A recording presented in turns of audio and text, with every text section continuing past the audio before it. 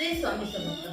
जे काही कणकेचे दिवे आहेत ते कणकेचे दिवे सुद्धा बनवले जातात. हे दिवे पेटवून याचे सुद्धा पूजन केलं जातं.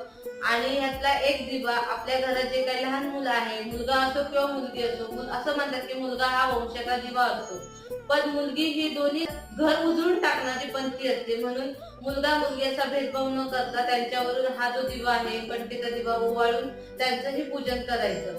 अशा पद्धतीने हे दीपपूजन केलं जातं. त्याच पद्धतीने उंबरठ्याच्या बाहेर तुपाचा दिवा लावून, कणकेचा तुपाचा दिवा लावून त्याचंही पूजन करून लक्ष्मीच्या आगमनाचं स्वागत केलं जातं. लक्ष्मी आगमनासाठी त्याचं स्वागत केलं जातं. तर ह्या दिवशी तुम्हाला काही मंत्र म्हणजे शुभम करोति कल्याणम म्हणून हे पूजा करायची आहे. अशा पद्धतीने आपल्याला गटारी अमावस्येच्या दिवशी दीपपूजन करून ही साजरी करायची आहे आणि दुसऱ्या दिवशी श्रावणी सोमवारचा म्हणजे श्रावण महिन्याचं स्वागत करायचं आहे.